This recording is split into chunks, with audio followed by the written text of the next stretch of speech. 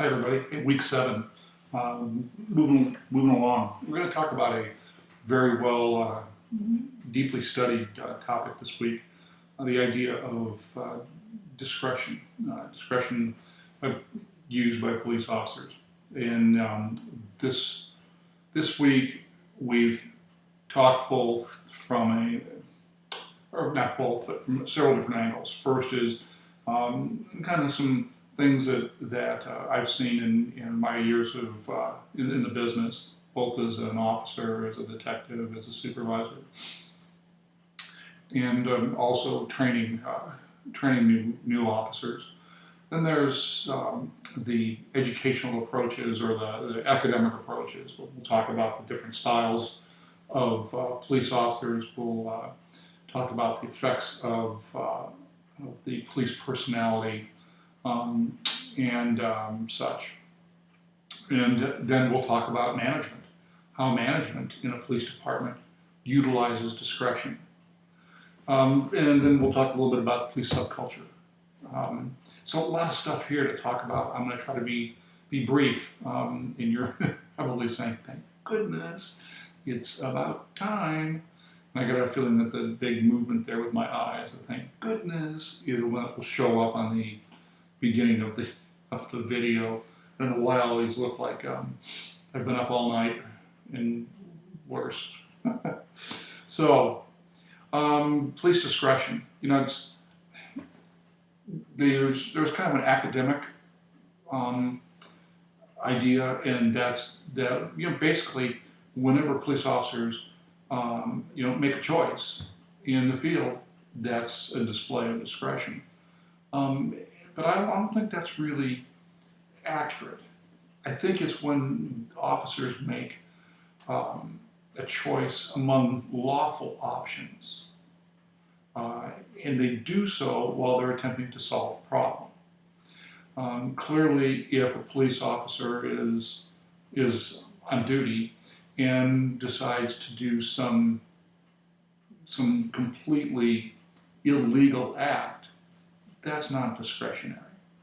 Now you can maybe push the edges of that, where an officer makes a decision to do a search, and later that search is found to be unlawful.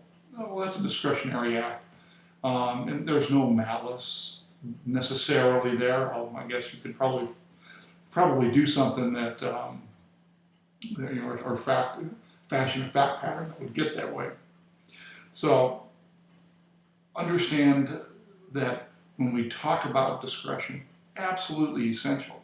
The cops can't go out and arrest everybody they see doing something wrong. Somebody on your trip to school today, if you took the freeway, how many people drove 65 or below? I would propose to you that that is rare. Well, we'll say less than half. You know, on your way home, put yourself at 65. Don't get in the number 1 or number 2 or even number 3 lane if you're going to do it, because you're liable to have people behind you that will be very upset with you. But the cops can't go out and make stops and everybody doing 66 and above. It's not practical. Imagine how the public would react to that type of policing. You know, even when you have zero tolerance, like in areas that are more important, I guess. You know, the police in an inner city are working prostitution or drug sales. Well, you know, these people don't have bathroom facilities.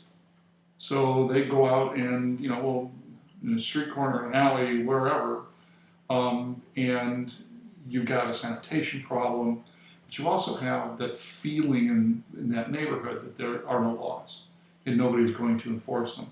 So you bring in the cops, discretion is taken away, zero tolerance is the way it is approached, and they will have it has an effect on crime. Usually it will remove even your drug dealing or your prostitution problems, and at least the term in crime analysis is displace those problems somewhere else. Um, the hard part with discretion is the idea that it is one officer does one thing that's discretionary, another officer does another. One officer may write enough citations to keep supervisors from asking him what he's doing with his time, and another officer may write every single violation they see, even down to that 66 and a 65, and maybe not go out and enforce other laws. So how is it inconsistent application? How do you deal with that? Well, my thought is that you need strong leadership. Strong leadership at the upper echelon, all the way down to the line level, your field supervisors, have to give good guidance as to what the expectation is for each of the officers. And that doesn't always happen. You can have a management team that is dealing with a bunch of other problems, or their own particular issues, and you can have field supervisors that aren't present. They're in the station, they're doing other things, and you can get bogged down with a lot of stuff as a supervisor. So that is, how do you make it consistent is a difficult problem for that. As we move, through this, we talk about the iron law of oligarchy. Well, what that is the idea that in a police department, you generally have a small, fairly tight-knit group of people that are making the global decisions, the direction of the police department. It's not necessarily decisions that are made on an individual basis or by shift or by those matters. It's done by maybe the chief, his deputy chief, or command staff that he really trusts to put forth his vision. And that's what you would absolutely expect, that the chief's vision would be followed. However, that means that the vision has to be realistic, accurate, and if it's not, then you've got other issues that go on. So as you look at the problems that I posted, take a look at those and try to put yourself in the shoes of officers. I mean, each one of these issues, or problems, I've seen these things, occur, and I've seen them both come out okay. I've seen them come out not so okay. But the three problems that are posted, think about that, and the idea of what will be the long-term impact, doing enforcement or not doing enforcement. So take a look at those. The idea that it's, the discussion board talks about some people that are stopped and and how they react to being stopped. That's another good thing to sit back and reflect on. A lot of it comes from the personality of the officer. The Sandra Bland incident. He clearly had the legal authority to make an arrest. The second guy, the person that wrote the article, he did everything he could to not make an arrest, but he was going to make sure that the offender walked away with a piece of paper, and by that I mean they were going to get a ticket. And in my experience, I've had more people talk themselves into citations than talk themselves out of citations. Now, what would be the reason that if a person is exercising their free speech, they might walk away with a citation? And people think, well, the cop's just pissed off and he's writing a citation to get back at him. And I'd suggest to you that isn't really the case. The case is to cover themselves in case guy comes in and files a complaint. And it's a lot easier argument for a complainant to make when they don't get a ticket as it is for a complainant to make when they do get a citation, because that's going to be dealt with by the court. The court's going to go in, and as the author of the article did, issue the citation, they went to trial, and and she lost. So but it's important, because otherwise now you've got this guy's supervisor, or depending upon how the complaint is phrased, somebody in internal affairs, looking at stuff. But these are really good examples of the value of video, so that when they passed each other and video would reveal that the lights in the one car were off, and really good idea. And then there's also the attitude of the officer, and going into the different styles of policing, police officers. They may be one that is just, okay, here's the rule, you violated the rule, now this is the result. And if you don't like that result, you have the absolute right to go to trial.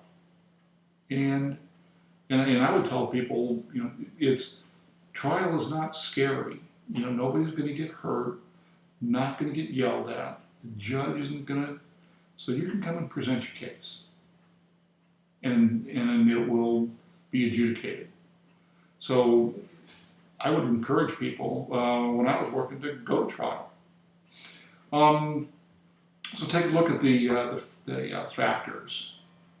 And then the last thing I want to talk about here, I think today, is going to be police subculture. A lot of research and study on that. And, unfortunately, or as should be expected, the police officers have a level of comfort. They are more comfortable around other cops. Just like you're more comfortable around other students than you are in a room full of professors. And having that, and that's just life. That's just the way life is. And unfortunately, the police subculture breeds and overflows into families. And what I mean by that is you have, the officers will have their own particular language. Their wives, spouses, husbands hear that language at home, hear that with other officers that may be socially connected to the family or to the group, and it becomes part of their culture and how they talk to each other. Officers, will speak in code. Look at Chris. Let's 1049 for some code 7. Let's go have something to eat. Very important part of how officers are and how they develop. And, officers can be very uncomfortable in group environments. And the reason is that every officer will have a story or dozens of stories about going to a party with spouses or significant others, and somebody wants to talk about whatever the latest use of force incident is on YouTube, and question why officers always act this way, or how they got a ticket and it wasn't right, and no, they didn't go to trial, they just paid it because they knew they were going to lose. And people can be very confrontational. I had a neighbor come to my door one day after a particular police use of force incident and comes to my door on my day off and starts yelling at me about this officer who they believe did wrong. Well, one, I wasn't there. And two, honestly, I'm going to probably side with the officer until I hear more information. And that's how that all works. So as you look at the police subculture stuff, there's a lot of things in there about educational theories and sociological theories and such. The idea of the traits, and I'm looking at the PowerPoint here, where it says authoritarian. Okay. So let's say the police go to a fight at a bar, or a loud party, or some just domestic violence. What's the first thing the officer needs to do? Well, the first thing they need to do is they need to get control of the scene, get everybody calmed down, so that everybody can deal with each other on a one-on-one basis. And that's where that idea of authoritarian comes in. Well, police are used to obtaining control and being in control. And when you have people like on the traffic stops that are not willing to accept that, then you're going to have a clash. So the idea of having control and bringing things down a few notches in intensity is really important. Suspicious. Absolutely. The cops are suspicious. And the reason is, the fatalities, officer-involved fatalities are one story. The fact that most officers aren't really, they don't go to work thinking, okay, this is the day I get killed.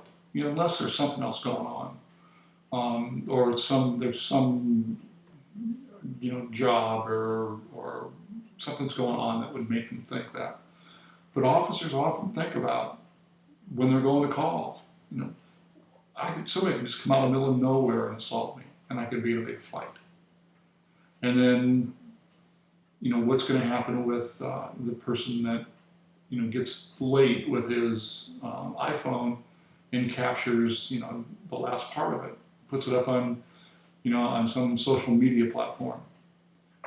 Insecure, yeah, because the first two do not go to a secure person, or provide a person with security, because their norms are always at risk. Honorable, absolutely. Cynical, without a question. Without question. It gets to the old saw or saying in police work, where you have a picture in front of you, have 100 people from the community and a picture of a Boy Scout leader, and ask them what they think. And they say, oh, he's a good guy, he's trying to serve the community, he's trying to help kids, he's trying to do this and that. You show the same picture to 100 cops, and almost down to the last one, they're going to go, child molester. And that's the reality. That's that cynicism. So as you go through those traits, understand that those traits develop for a reason. The hiring process does not necessarily go out and look for somebody who's authoritarian, but when they do their psychological evaluation, they may not have what it takes to take control of the problem, and that's going to be an issue. Okay, so with that, I'll let you guys continue through the PowerPoint. You kind of see how the exams go, so good luck on this. Make sure you take good notes so you're prepared for the exam in a couple of weeks. The written assignments, I'm just going through those, the early ones that have come in. And I really want you to think about the idea that just like the political era in policing, the professional era and the community era, and then a few people argued it when we talked about it, but also maybe a fourth era of terrorism. The use of different types of weapons and training are the result of issues. So far, only one person has talked about the sniper in Texas in the 90s. That was a big problem because the cops did not have the ability or the technology, the training to figure that problem out. And it was a huge, I remember that very, very well. I remember as a child, okay, I wasn't that much of a child, but I'm just going to say as a child, young boy, watching TV with the Black Panther shootout. And that led a person who became a friend of mine, a good friend of mine at LAPD, Ron McCarthy, to develop the concept of SWAT. Then you go from an organization or a unit like Metro, D-Squad and Metro, and individual SWAT teams and agencies, and we'll talk more about that in a bit. Then you go to West Hollywood shootout. And in that, the officers responded with 9mm pistols and shotguns. And shotguns are only effective in a very, in a small distance. And the bad guys were able to, reach out, a couple hundred yards or more and deliver accurate fire. So the police had to come up with some sort of a way to deal with that. And the patrol rifle was born. And you would see those in many places like Alaska. You would carry rifles, but that was for, basically for problems with big game that they had to deal with, bears and such, moose and elk. So that idea of the patrol rifle became something that went through law enforcement. And then 9/11,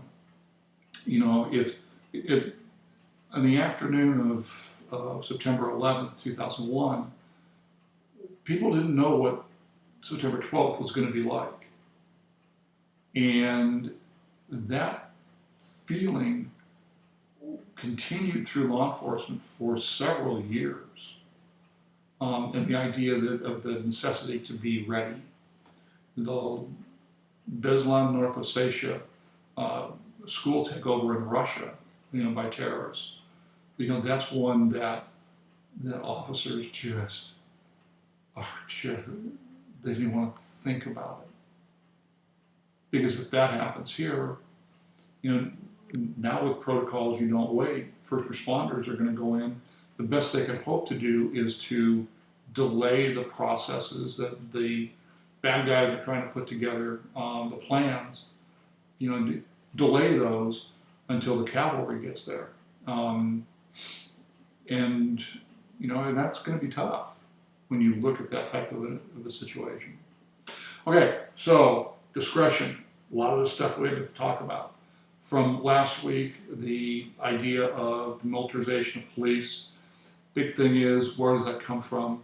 Does it just happen in a vacuum? And no, it's because of other things. Highest scoring papers at least referred to some of those incidents. With that in mind, we'll see you in class.